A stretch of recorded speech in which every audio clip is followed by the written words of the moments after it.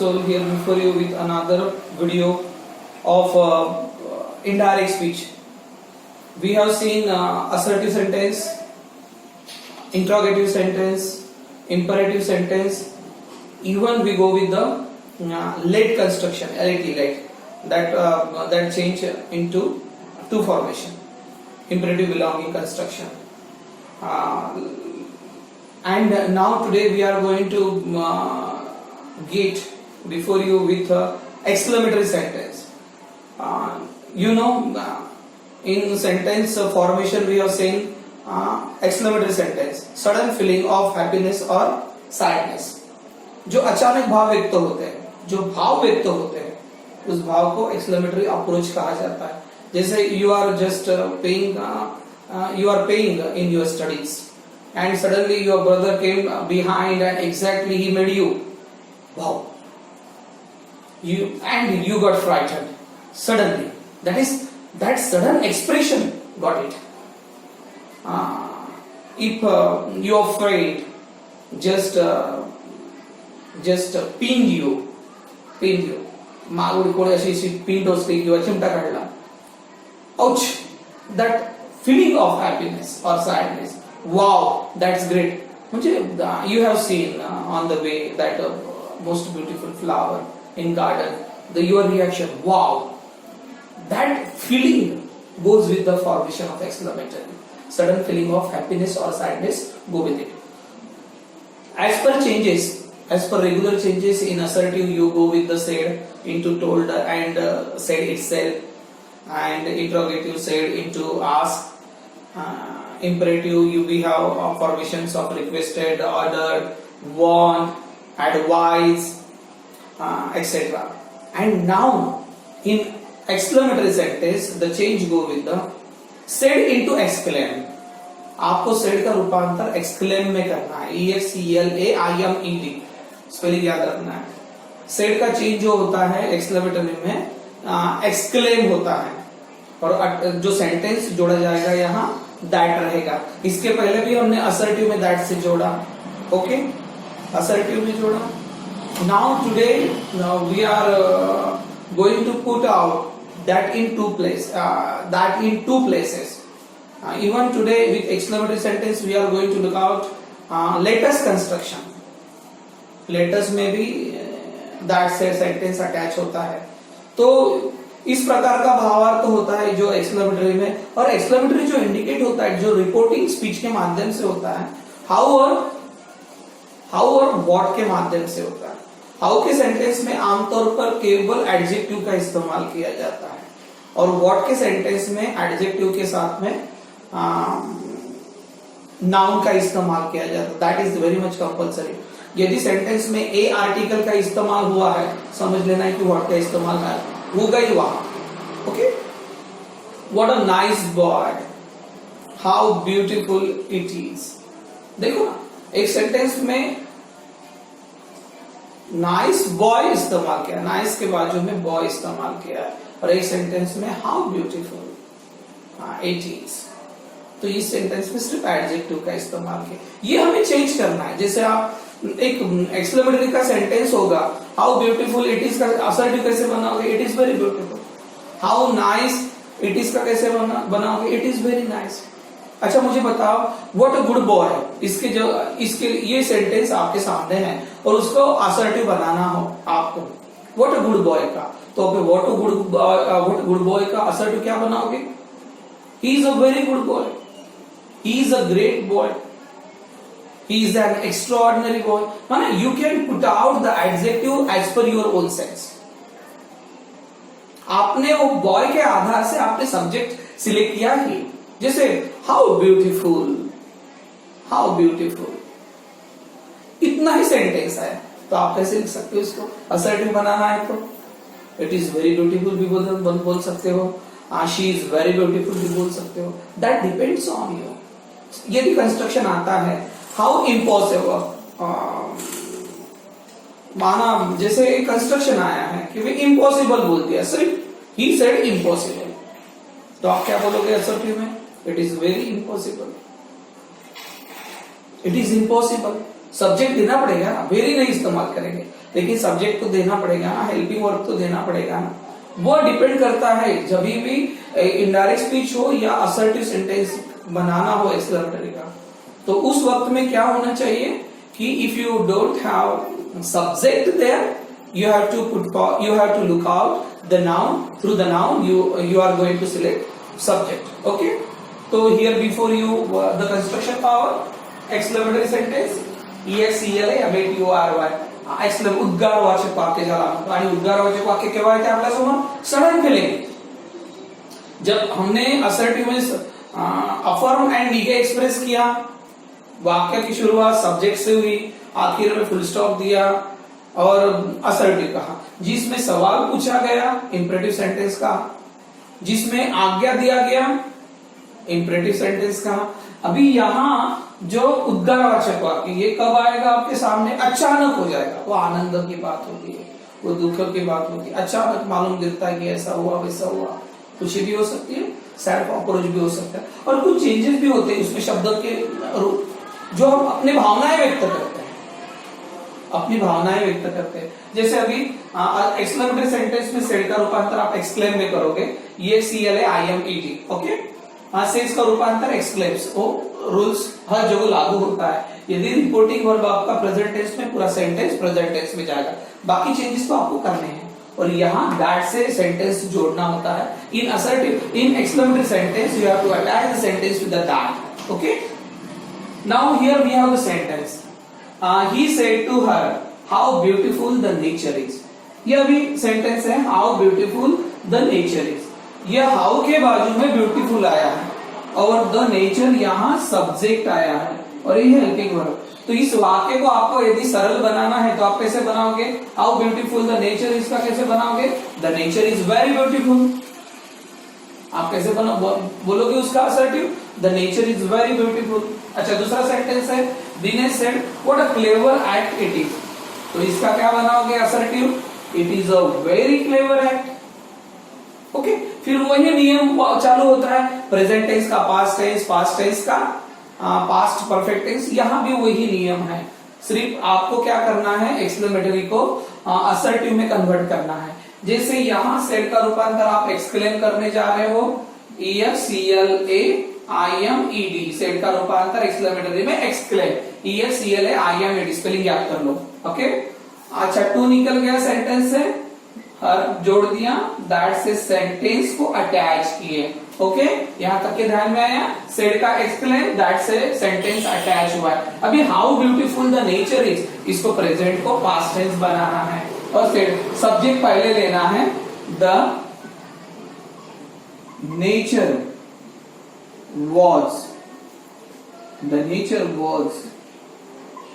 very beautiful. देखो कैसे बनना है सेंटेंस. सेंटेंस क्या था? he said to her how beautiful the nature is. तो कैसे बना है फिर? he exclaimed her that the nature was very beautiful. अच्छा, ये सेंटेंस में अगर what से जोड़ा जाता, what वाला सेंटेंस होता तो कैसे बनता? what a beautiful nature it is. फिर उसका कैसे बनाते आप? It was a very beautiful nature, ऐसा ही बनाते थे. अच्छा, दूसरा sentence, Dinesh said what a clever act it is. Said का क्या बनाते हो? एक्सक्लेम कर रहे हो. Okay, EXCLAIMED. Okay, Dinesh exclaim, sentence जोड़ना है दैट से. देखो, इसके पहले भी आपने व्हाट और हाउ देखा है, इंट्रोगेटिव सेंटेंस में देखा, वहां साइन ऑफ इंट्रोगेशन था. बच्चों, यहाँ साइन ऑफ एक्सक्लेमेशन है, ये एक्सक्लेमेटरी का सेंटेंस है. वहां जैसे ही व्हाट हाउ होता था उसके सामने हेल्पिंग वर्ब लगता था, how are you, what are you going to do. देखो, इस प्रकार के सेंटेंस होते हैं, आखिर में सवाल पूछा जाता था तो साइन ऑफ इंट्रोगेशन होता. लेकिन यहाँ वैसे नहीं है, ये एक्सक्लेमेटरी अप्रोच है. अभी देखो, what a clever act it is, तो इट इज का क्या बनाओगे आप? It was a very clever act. इस प्रकार से सेंटेंस को आप फॉलो करोगे. ओके, अभी देखो, जब के आधार पर हमारे पास एक सेंटेंस आया है, how sensible they said. How sensible they said. देखो, और यहाँ एक बात और ध्यान में रखना है कि जैसे ही सेंटेंस लिखा जा रहा है, कॉमा इनटू इन्वर्टेड कॉमा के माध्यम से लिखा जा रहा है. साइन ऑफ एक्सक्लेमेशन के माध्यम से लिखा जा रहा है, कॉमा के माध्यम से लिखा जा रहा है, कैपिटल के माध्यम से लिखा जा रहा है। इस प्रकार के सेंटेंस आपको पंक्चुएशन के लिए भी आते हैं। वाक्य को शुद्ध करना होता है पंक्चुएशन के लिए, मेक इट पंक्चुएशन में। माना वो सेंटेंस आपको स्मॉल स्केल में दे देंगे, एक्सक्लेमेटरी का मार्क नहीं देंगे, फुल स्टॉप नहीं देंगे, साइन ऑफ इंटरोगेशन नहीं देंगे, कैपिटल्स नहीं देंगे और आपको बोलेंगे मेक इट पंक्चुअल। तो ओके, उस वक्त आपको क्या करना है, सेंटेंस को जो जो चेंजेस की जरूरत होती है वो चेंजेस हमें प्रोवाइड करने हैं। तो अभी आपको ध्यान में रखना है, जैसे शुरुआत इन्वर्टेड कॉमा से किया है, house and civil, sign of exclamation inverted comma complete किया, दे का दे स्मॉल लिखा है, सेड यहाँ। देखो यही दे अगर सामने होता है तो दे का टी कैपिटल होता था, यहाँ है पीछे लिखा है इसलिए ये स्मॉल है। सिर्फ नाउन जो होता है यहाँ कैपिटल रेफरेंस में होता है। देखो फिर जवाब कैसे लिख रहे हो आप, दे को सामने लाते हो, दे एक्सक्लेम, सेंटेंस को दैट से जोड़ते हैं, दैट, और हाउ सेंसिबल, कितना सेंसिबल है, तो फिर इसका आंसर कैसे लिखोगे, इट इज वेरी सेंसिबल बोल सकते हो, इट इज ग्रेटली सेंसिबल बोल सकते हो। ओके, तो आपको सब्जेक्ट लेना जरूरी है, तो प्रेजेंट टेंस का आप क्या बनाओगे, it was very sensible. Okay okay, it was very sensible. तो देखो ना, हाउ क्लेवर, तो भी क्या बोलोगे आप, इट इज वेरी क्लियर बोलोगे क्या, इट इज वेरी क्लेवर बोलोगे, ही इज वेरी क्लेवर बोलोगे। माना आपको क्या लेना है ये आपको बराबर ध्यान में आ रहा है। जैसे अभी ये सेंटेंस है, what a pleasant tone Rituraj said.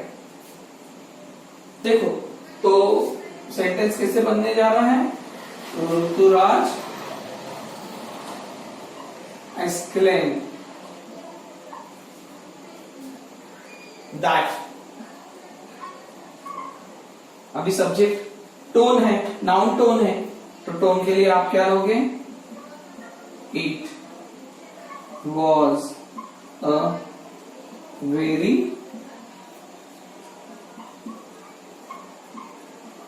Pleasant tone. Okay, अभी सेंटेंस देखो 5 number, he said alas he is dead. Alas माना अरे रे, अलास व्हाट अ पिटी। ठीक है, कोई अगर न होने वाली घटना अगर घटती है उस वक्त जो भावनाएं निकलते रहे कि भाई कहीं देखते हैं कि एक्सीडेंट हुआ है, छोटा बच्चा दिखता है, मम्मी पापा इज नो मोर, तो आपकी भावना क्या रहेगी, अलास व्हाट अ पिटी, ऐसी ही रहेगी ना। बस सेम अप्रोच, वो भावना होती है वहां, अलास अरे रे ही भावना है। सेड का आप लिखोगे एक्सक्लेम। अभी अलास शब्द से क्या व्यक्त होता है, दुख व्यक्त होता है, तो आप सैडली लिखोगे, ही एक्सक्लेम सैडली। हमने किस शब्द के लिया है, ये अलास के लिए लिया है। हर सेंटेंस में अपना आनंद और दुख का भाव व्यक्त किया जाता है एक्सक्लेमेटरी सेंटेंस में, लेकिन यहां सैडली आप ऐसा भी लिख सकते हो, with sad feeling he exclaim that, ऐसा भी लिख सकते हो, विथ सैड फीलिंग भी लिख सकते हो, ही एक्सक्लेम सैडली, और जोड़ते हो that, he is dead, he was dead. Present का आपने क्या बनाया, पास्ट टेंस बनाया। Okay, now hurray we have won the match, player said. अभी हम बोलते हैं ना मैच, अगर कोई अगर आपको अनुभव है या नहीं है मुझे नहीं पता, लेकिन हम जब भी खेलते थे और जब भी हम मैच जीतते थे ग्राउंड पे, हम हॉकी खेलते थे, I was the regular player of the hockey and football. I used to play early morning and in the evening period. So whenever we used to win the match, we always celebrate with hurray, hip hip hurray. माना with enjoyment tone. तो hurray का शब्द प्रयोग वैसे होता है। जैसे अभी विपरीत घटना हुई, वाह hurray बोलोगे क्या? इतने तो सेंसिबल है, वाह hurray नहीं बोलोगे, वहां आपने अलास बोला है, oh shit, oh my God, ये आपके रेफरेंसेस रहेंगे एक्सक्लेमेटरी में। लेकिन जहां वाओ कुछ अच्छी चीज देखी है, रिएक्शन हुआ है, अच्छे हैंडराइटिंग देखे, एक आधी हमने किसी का रेडियो पे फोटो देखा, वाओ, रेडियो पे फोटो, रेडियो पे सुना कि भाई you are in the merit list, तो आपकी पहली रिएक्शन क्या होगी, oh my God, unbelievable, it is unbelievable, ऐसा ही रहेगा ना। That is the formation of exclamatory बच्चों। हाँ, जैसे hurray, we have won the match, फिर हुर्रे बोला है तो खुशी से, फिर ऐसे लिख सकते हैं विथ, ऐसा भी लिख सकते हैं with happy, with happy expression, players exclaim,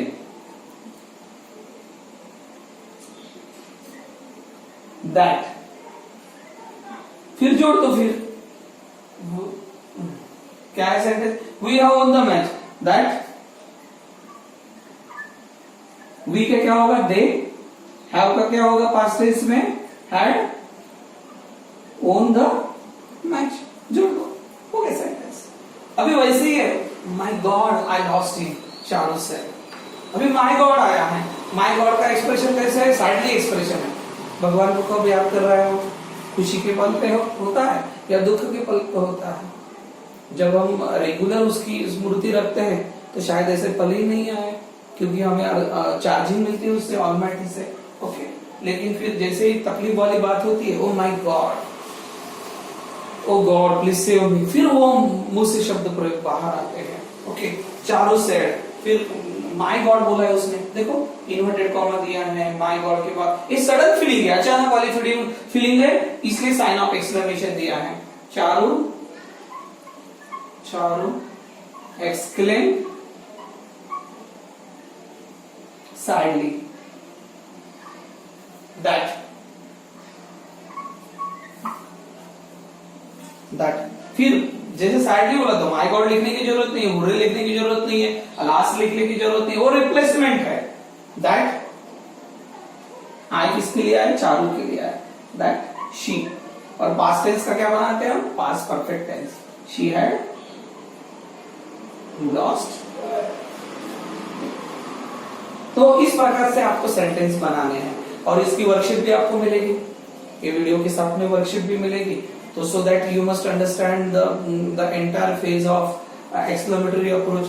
जो भी सेंटेंस अभी आएंगे उस सेंटेंस की आपको रेगुलर प्रैक्टिस करनी है, that will make you to be strong in indirect speech, okay, direct and indirect speech। अभी इसमें एक प्रकार और है जो मेरे को ज्यादा भाता है, that is ये कंस्ट्रक्शन है लेट्स और लेटस वाले, लेट्स और लेटस वाली एक कंस्ट्रक्शन है। और लेटस के कंस्ट्रक्शन में इनडायरेक्ट स्पीच में क्या होता है, सेड का रूपांतर सजेस्टेड में होता है, यहां भी सेंटेंस दैट से जोड़ा जाता है। हाँ, और एक बहुत इंपॉर्टेंट चीज है बच्चों, ये जो लेटस का रूपांतर होता है ना, हर बार दे शुड होता है, क्या होता है, दे शुड होता है। लेटस का मीनिंग होता है वी शॉल, लेटस का मीनिंग क्या होता है, we shall, WEV, WE, we shall, we का रूपांतर दे और शॉल का शुड होता है, इसलिए हम उसको दे शुड कहते हैं। कंस्ट्रक्शन कैसी है, सजेस्टेड दैट दे शुड। देखो अभी कंस्ट्रक्शन कैसी हुई, let us call our friends today, Ronnie said, अभी आप सेड का क्या करोगे, राइट, सजेस्टेड, सेंटेंस कहां से जोड़ोगे, दैट से जोड़ोगे, लेटस का क्या कन्वर्शन करोगे, दे शुड करोगे, फिर बचा हुआ को जोड़ना है भाई, ओके। माना कैसे हो रहा है कंस्ट्रक्शन, देखो, Ronnie suggested, Ronnie suggested that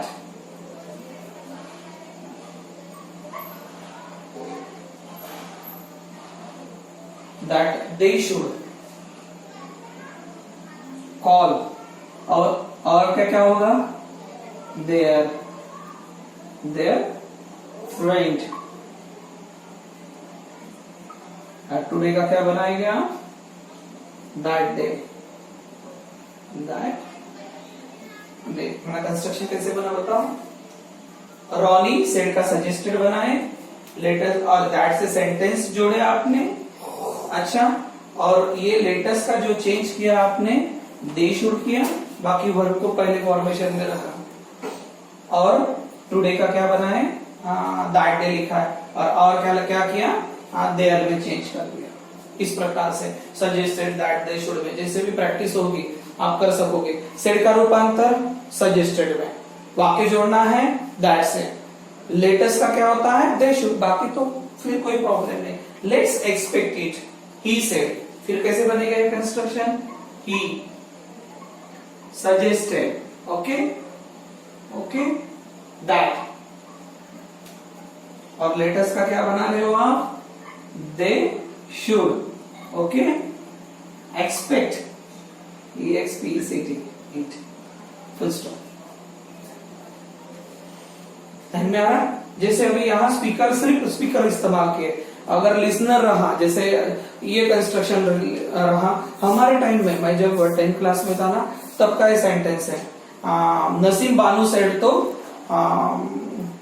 Naseem Banu said to, क्या उसका नाम, इस्माइल। नसीम बानू, देखो हमारे सर ने हमें पढ़ाया था सेंटेंस, अभी भी मुझे ध्यान में है। और कौन से क्लास में, ये 10th क्लास का सेंटेंस है। Naseem Banu said to Ismail, let's celebrate Eid, let's celebrate Eid this year at our home.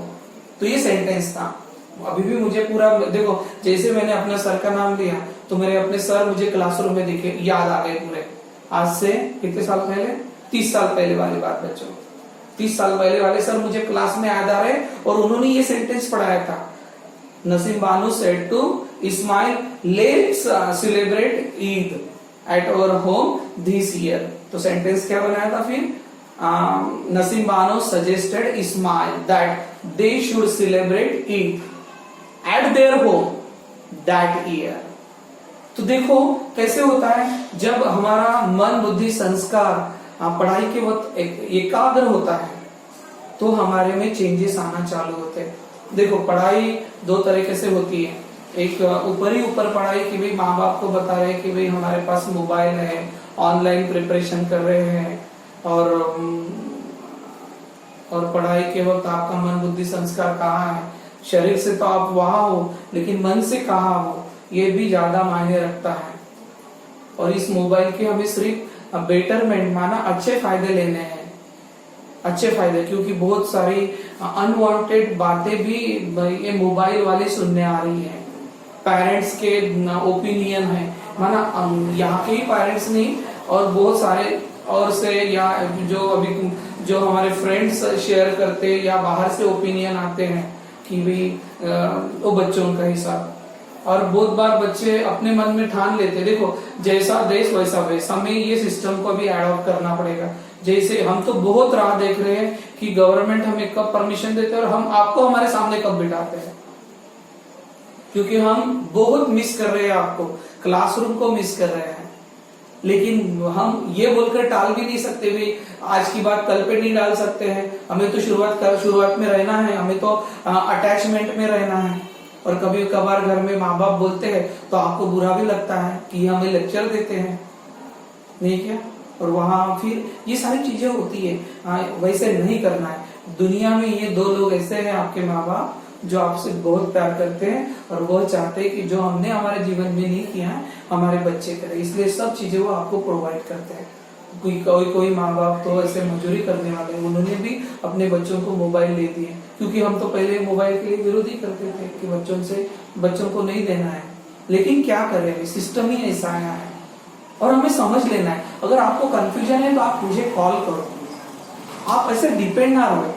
थोड़ा भी कंफ्यूजन है ना, मुझे कॉल करो या मैसेज करके करो या बोलो कि भी सर कि मैं 15 मिनट के लिए आ सकते हो क्या, आप अपने पापा के साथ भैया के साथ आ सकते हो, तो आप आओ और आपका डाउट क्लियर कर लो। अगर आपको सबके सामने पूछने में तकलीफ जाती है, सिर्फ वो थंब दे के नहीं चलेगा, क्योंकि मैं जो जिन माता पिता से बात कर रहा हूँ उनके जो ओपिनियन आ रहे हैं, कुछ बच्चे हाँ बोलते हैं कि हम कर रहे हैं लेकिन नहीं कर रहे हैं, तो वो किसका नुकसान कर रहे हैं, वो अपना खुद का नुकसान कर रहे हैं।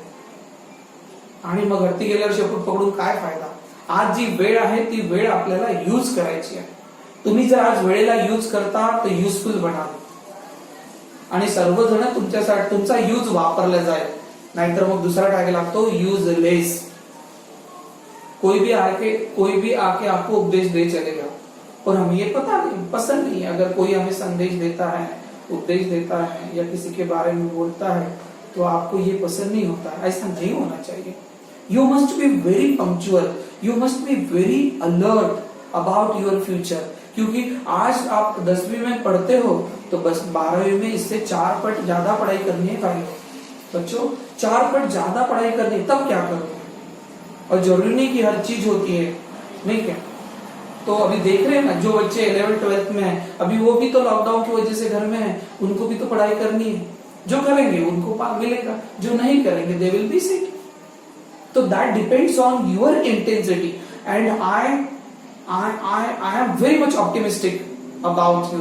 मैं आपके बारे में बहुत आशावादी हूँ that you are going to perform your activity nicely, कि भाई your parents must feel proud about you. Okay, so I feel from the bottom of my heart you should do regular study, you should make your studies a timetable and you must be punctual। और रोज का काम रोज, कल करे सो आज कर, आज करो सो अभी। देखो अभी जुलाई महीना है, जुलाई अगस्त सितंबर, अभी जुलाई महीना स्टार्ट हो रहा है। ओके, जुलाई अगस्त सितंबर अक्टूबर नवंबर दिसंबर, दिसंबर के लिए तो 6 महीने है ना भाई, दिसंबर के लिए 6 महीने हैं। हमारी अभी चौथे महीने में ट्यूशन एंट्री कर रही है, ऑनलाइन ट्यूशंस। ओके, तो देखो ना ऐसा वक्त कैसे निकल जाता है। वो रेत होती है हाथ की, हम जितना पकड़ने का प्रयास करेंगे ना, वो रेत हमारे हाथ से छूट जाती है। तो आपको वो पढ़ाई का पैसेज तैयार करना पड़ेगा अपने पर्सनल अटेंशन के लिए, so that you must be very much alert. दिसंबर नजदीक आ रहा है, हमें दौड़ना है, हमें मेहनत करनी है। हम अगर राह देखते बैठेंगे तो हम हमारा नुकसान करेंगे। और मैंने ये बारंबार कहा है, हर वीडियो में कहा है, if you find any doubt you can convey me, you can message me, you can convey the message me, you can dial me, and you have the right to do so for me. Okay, तो hope so that you must have understood everything perfectly. If you feel so that you must do it, okay? Om Shanti.